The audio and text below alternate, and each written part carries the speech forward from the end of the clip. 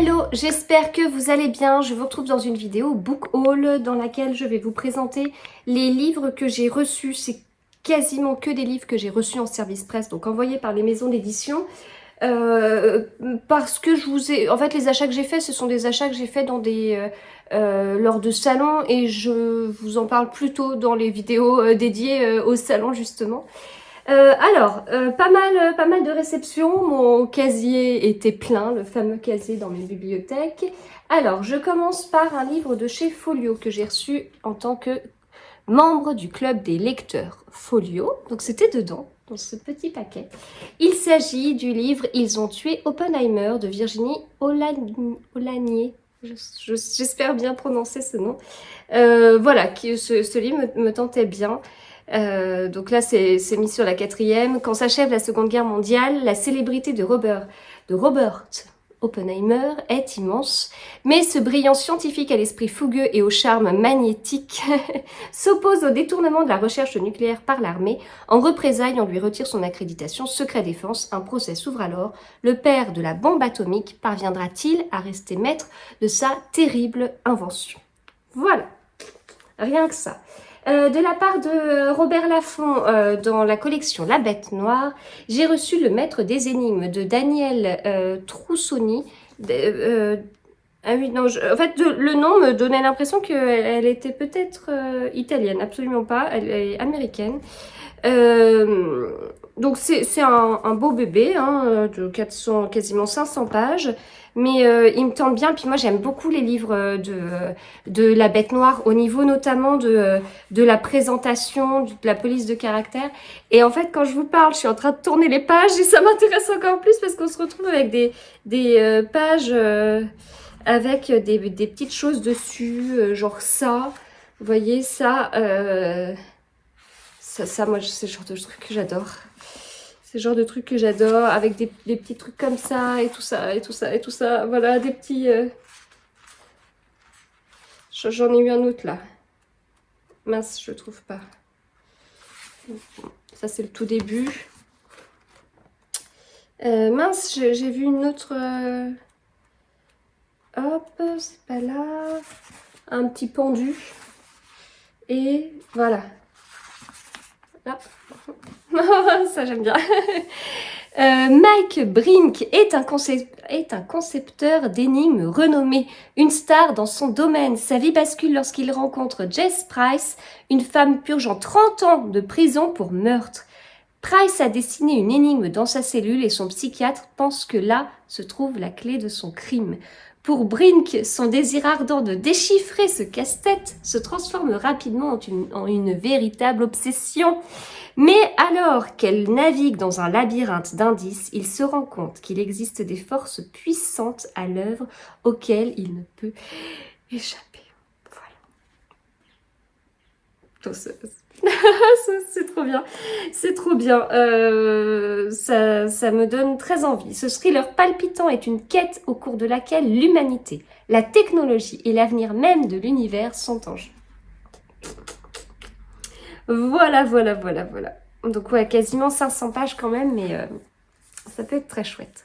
Alors, bon, sinon il y a d'autres livres, mais en fait je me dis que je vous les présenterai plutôt à une autre occasion en lien avec certains événements. Sinon, il y a ce livre qui me fait très envie, The Spanish Love Deception d'Elena Armas, chez J'ai lu, et voilà, je pense très fort à Fanny de Lisez en moi. Ce livre fait quasiment 700 pages, mais voilà, il me tentait énormément, et la couverture est juste trop belle. De la part de Charleston, il y en a plusieurs. Alors, celui-ci, Les orphelins de Varsovie, de Kelly Rimmer, d'après l'histoire vraie de l'infirmière qui sauva des milliers d'enfants du ghetto de Varsovie. Voilà, donc on est en Pologne en 1942. La couverture est très belle. Vraiment, les couleurs et tout, je la trouve vraiment magnifique. Également chez Charleston, le prix du livre romantique 2023, qui est L'indifférence de l'eau qui dort de Valentine Stergan. Pareil, alors c'est vrai que je pourrais vous enlever les bandeaux, surtout que je ne les conserve pas, parce que je vous dis que ce sont de très belles couvertures, mais elles le sont d'autant plus quand on peut voir la couverture en entier. Donc voilà pour celui-ci. Et voilà pour celui-là. En plus, enfin là, j'aime les couleurs, j'aime la façon dont les couleurs sont retouchées.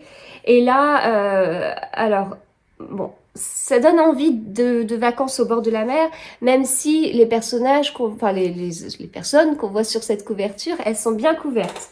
Mais j'aime beaucoup cette couverture. Voilà, voilà, voilà. Rentrée littéraire, un petit peu de rentrée littéraire avec ce livre chez Héloïse d'Ormesson, La colère et l'envie d'Alice Renard, qui sortira le 24 août. Voilà, la quatrième me tentait beaucoup. On est sur un petit livre de un peu moins de 160 pages. Donc, La colère et l'envie. Chez J.C. Lattès, j'ai reçu Demain et pour toujours d'Hermal Meta qui sortira le 23 août. Donc là, ça se passe en 1943 en Albanie. En fait, je ne savais pas du tout, je voulais mettre le livre en story sur Instagram pour dire que je l'avais reçu, etc., etc. En fait, je ne savais pas du tout qu'Hermal Meta était un chanteur extrêmement connu, musicien, compositeur. Et voilà, c'était rigolo. Au départ, je me suis peut-être trompée.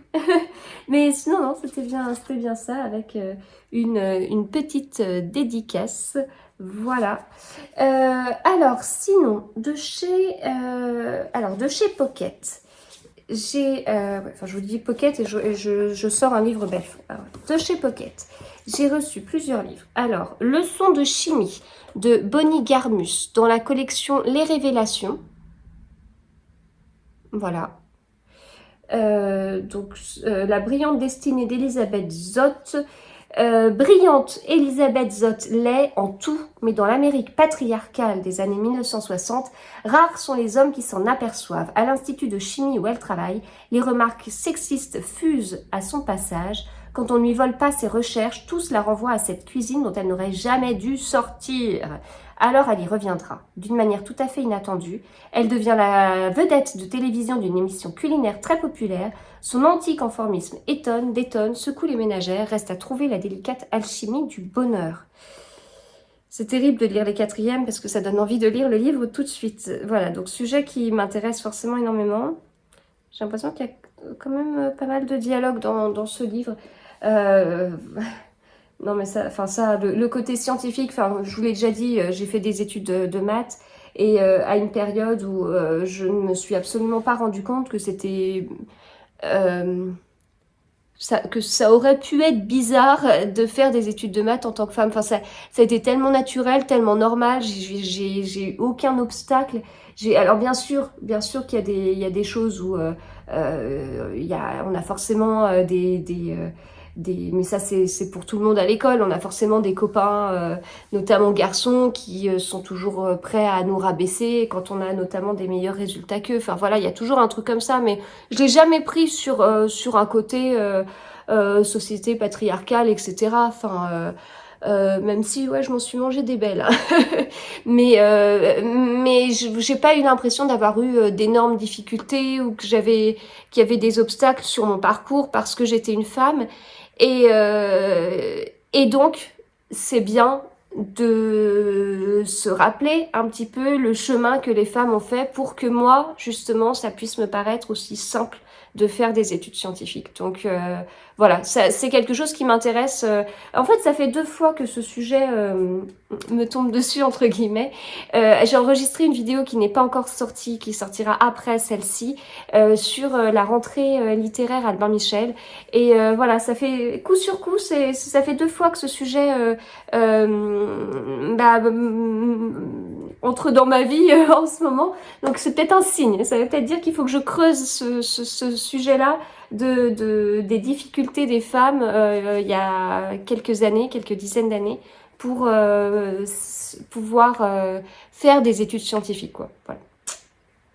Alors, j'ai reçu La charmante librairie des amours lointaines de Jenny Colgan. Je suis contente. La vie rêvée d'Ava de Sophie Kinsella. Pareil, je suis contente. Sophie Kinsella. Ça a été une très longue histoire entre Sophie Kinsella et moi, sauf que Sophie Kinsella ne le sait pas, bien évidemment, mais j'ai été totalement accro à l'accro du shopping. J'ai adoré les tomes.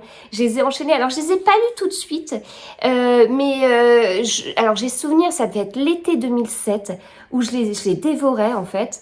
Bah, à un moment donné, il y a eu une pause hein, dans l'accro du shopping. Et j'ai dû lire Mini accro du shopping, ça devait être ça en 2011 quand j'étais enceinte de ma grande. Et j'ai pas accroché. À côté de ça, j'en avais lu d'autres d'elle, hein, des one-shots, Petit secret d'Emma, Samantha bonne à rien faire, Lexi Smart à la mémoire qui flanche. Voilà, enfin, j'en ai lu quelques-uns comme ça que j'avais vraiment beaucoup aimé. Mais quand j'ai lu ce fameux mini accro du shopping, j'ai plus accroché, je me suis dit mince, soit son écriture est moins bonne, soit je suis passée à autre chose, c'est plus mon style de lecture et voilà. Il y a une période où je lisais pas mal ça et les Isabelle Wolf. Je sais pas si vous connaissez, pareil, quelque chose, enfin de la littérature sans prise de tête, on passe du bon temps et tout ça et vraiment c'était une période limite, je faisais un Sophie Kinsella, un Isabelle Wolf. Et puis, alors même si mon style a toujours été principalement les policiers et thrillers, vraiment, enfin depuis, oh la vache, je vais avoir 38 ans, depuis, depuis les Alice Détectives, depuis, ouais, Club des 5 c'était plutôt aventure, puis c'était pas ma série préférée non plus. Oh, je sais pas, ouais, ça fait largement plus de 25 ans, ouais, peut-être pas 30 non plus. Moi, je sais pas. Mais en tout cas, ça date. Donc ça, c'est le policier thriller, c'est vraiment mon genre préféré. Mais ça veut pas dire que je lis pas autre chose, bien évidemment. Et puis en plus, en ce moment, ces derniers temps, j'avais tendance à me dire, oui, avec toutes les sorties qu'il y a eu en mars-avril, je vais peut-être, qui n'étaient pas du tout des policiers, enfin, pas principalement des policiers thrillers, je vais peut-être me reconcentrer sur mon genre préféré. Et puis en fait, je vois qu'il y a plein de livres qui arrivent et en fin de compte, je pensais me recentrer sur les policiers thrillers et j'ai l'impression d'être dans une période d'ouverture et d'avoir envie vraiment de voir autre chose et tout. Et la rentrée littéraire cette année me tente énormément. Vraiment. Et pour en avoir parlé avec des community managers de maisons d'édition, eh bien, je trouve que cette année, elle me paraît beaucoup plus accessible. J'ai souvent pensé que cette rentrée, enfin les rentrées littéraires étaient un petit peu pour une sorte d'élite à laquelle je n'appartiens pas. Et comme vous le savez, récemment, on me l'a bien fait comprendre. Et avec ce côté, difficulté à lire parce que écriture très travaillée, j'allais dire pompeux, mais c'est trop négatif. Mais voilà, la rentrée littéraire, c'était pas forcément pour moi, même si j'ai trouvé, alors l'année dernière, ça a été un peu compliqué. Enfin, si, il y en avait un de Miguel Bonnefoy que j'avais adoré, adoré, adoré. Il y a 2 ans, enfin voilà, il y en a plusieurs, notamment le Michael Christie qui a été mon coup de cœur, mais pas que, il y avait le Clélia Renucci, etc.